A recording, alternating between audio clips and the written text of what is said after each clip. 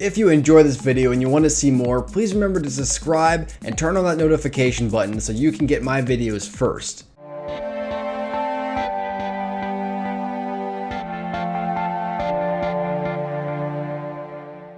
What's up my Net Soldiers, I am the Net Alliance, and today I have a different type of video for you guys. So a couple weeks ago I was at my parents' house and I found an old book of mine. This book was the novelization of Star Wars Episode 3, Revenge of the Sith. Now I read this book for a book report a long time ago back when I was in school, so I decided to take a peek at it again. Even though I don't like reading, I managed to actually finish this in a few days, and it's a pretty fun read, so I recommend it for you Star Wars fans. Now the reason for this video is although the book is very similar to the film it's based off of, there are a few key differences that I kind of want to share with you guys, so I decided to highlight some of the bigger differences and display them in this video. However, bear in mind that most of these changes aren't that different to the actual plot, but one of these scenes in particular could have warranted an R rating, so I can understand why it may have been altered for the film version, but you'll know what I mean when I get there. But without further ado, let's begin. The first lightsaber fight of Revenge of the Sith takes place between Anakin and Obi-Wan facing Dooku. In the film, this fight is relatively quick. Dooku enters, they all fight, Obi-Wan gets knocked out, Anakin kills Dooku, next scene. However, in the novel, before the fight even begins, Dooku and Palpatine go over the plan together. Palpatine essentially tells Dooku to kill Obi-Wan and then surrender to Anakin. However, as we know,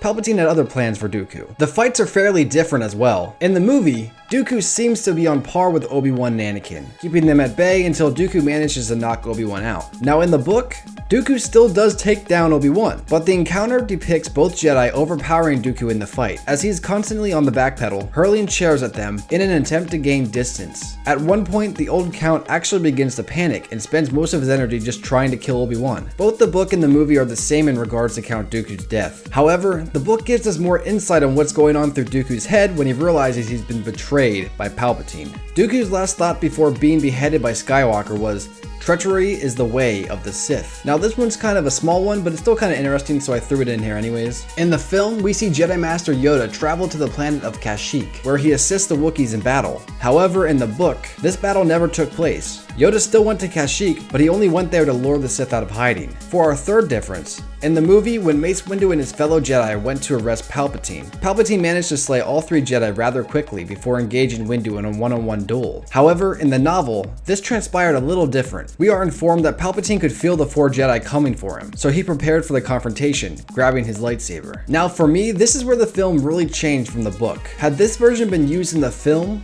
I honestly think it may have received an R rating, which would make sense for why George Lucas would wish to rewrite it. So in the film, we see Palpatine lunge forward, stabbing Agent Coulter through the abdomen. He then turns quick, slashing Saesee across the chest, effectively killing both Jedi. But in the book, Palpatine managed to decapitate Saesee first, then stabbed Coulter through the face, which is much more violent than the movie. From here, Mace Windu, Kit Fisto, and Palpatine battled into the next room.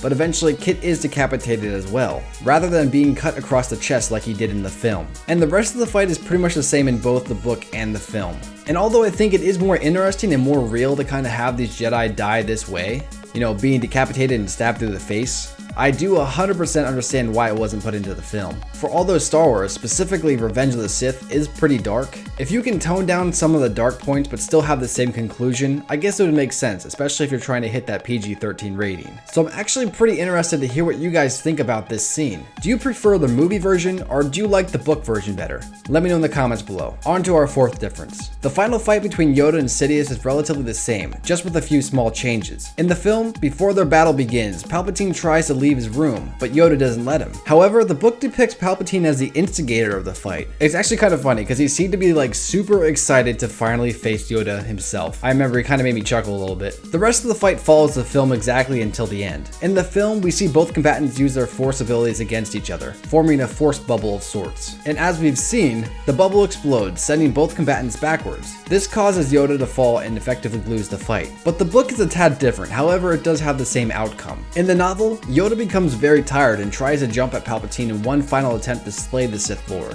Unfortunately, Palpatine shocks Yoda in mid-air. This causes Yoda to fly backwards, slamming against the podium, then falling to the floor of the Senate. After the fight, it's then explained the reason Sidious didn't stay longer to look for Yoda was because he sensed Anakin was in trouble. Now for the fifth and final difference, it's really not that big of a difference, but it's still interesting, so I threw it in here anyways. The final duel between Anakin and Obi-Wan is much shorter in the novel than it is in the film. This is due to the story focusing more on each combatant's internal struggle compared to the actual fight itself. Now the fight still ends the same, with Anakin losing his appropriate amount of limbs and then being burnt, so no real changes there. But later, when Vader gets his armor put on, in the film we see Vader say, "No," when he learns of Padme's death. However, in the book, we get more exposition on what he is actually feeling, mostly about the sadness and anger he feels for the death of Padme and their unborn child. The rest of the novel and the movie have the exact same ending, just with a few small changes here and there. But as far as the movie and book go, I honestly choose the movie, because although the book does explain a few plot points the movie's missed, and the book isn't particularly boring, the movie keeps the plot going and it's more fun to watch. But of course, that's just my opinion. Now, I don't read many books, but if you would like to see another video like this about another story or franchise, let me know in the comments below. Please remember to like and subscribe for more videos, and until next time guys, I'll see you tomorrow. Peace.